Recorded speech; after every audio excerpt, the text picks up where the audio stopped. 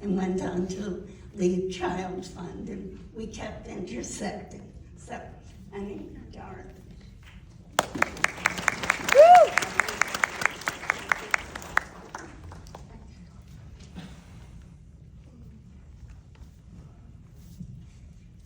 Can you hear me? Yes. Okay. What I'm going to read is a moment in time many years ago in my very early childhood. It concerns the lives of my mother Anna, my brother Joey, my sister Patty, my sister Gail, and me, Dorothy. Silenced forever. I strained to keep up the swift pace that was being made by this strange woman as she pulled at my hand to keep up with her. She was covered from head to toe in heavy black cloth. All I could see was eyes, nose, and a mouth. She seemed to be in a hurry and didn't speak to me. She just kept pulling at my hand, dragging me along the street. I don't know where we were going or why.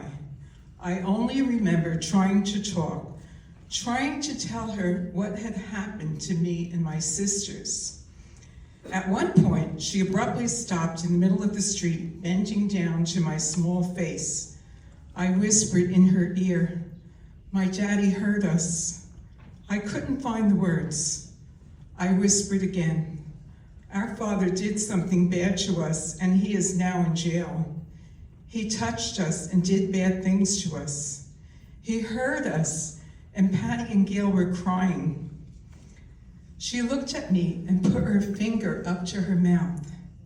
She motioned to me to never talk about that again. It's a big sin and God will punish. The unspeakable was never to be spoken by me. I felt silence forever. A deep sense of shame seemed to invade my small body. I felt like I was shrinking and getting even smaller than my frail 9-year-old body. We walked on in silence. Now I was afraid to ever speak again. Fear seemed to be my traveling companion. She seemed to be angry at me. Once again, if I tried to speak, she would put her finger to her mouth, lips tightly clenched, to show me I mustn't ever tell that story. She told me I must now go to church every day and ask God to take away all of my sins and the sins of my family. She told me if I didn't do this, I would burn in hell forever with all of the sinners. The picture she painted of hell scared the daylights out of me. I could picture the moaning sounds of souls suffering in the burning pit of hell. I couldn't imagine what burning souls looked like and let my imagination run wild.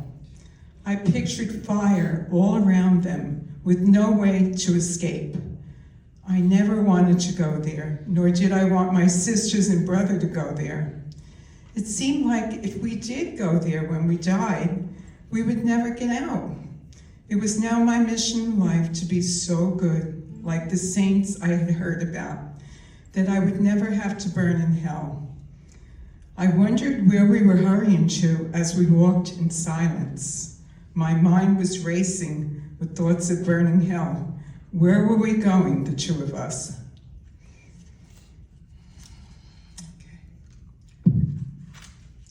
We arrived at a strange building.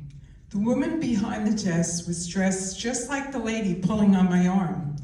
She told me to hurry up as she shoved me in the door. She commanded me to sit down and be very quiet. I could hear them whispering as I sat in the big chair. This is when I began to think of my mother.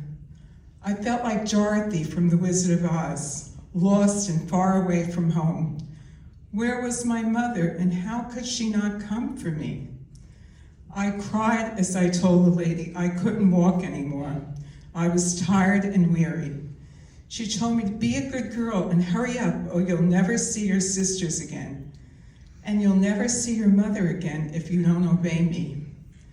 Dorothy Louise Vocht, you must always do as you are commanded to do. Obey the orders that you are given. You'll see. This is how it is going to be at the home that you are going to.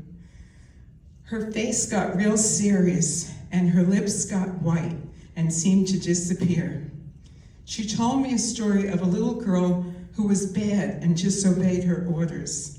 This little girl was surely going to hell when she died, but for now she had to stay at the home and have no visitors.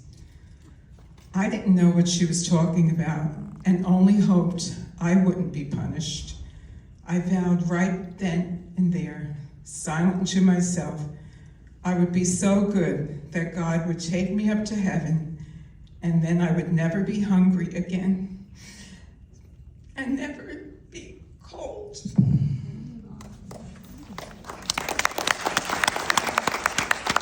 Can I just say, this was in the 1940s, and now I learned that it was common for children that had problems with family members to be taken away from them and put in an orphanage. But I just want you to know, at that time, with all the suffering that we did do, that as an adult, I know that our lives were spared by being placed there. So wisdom comes with the years. Thank you for listening. Woo!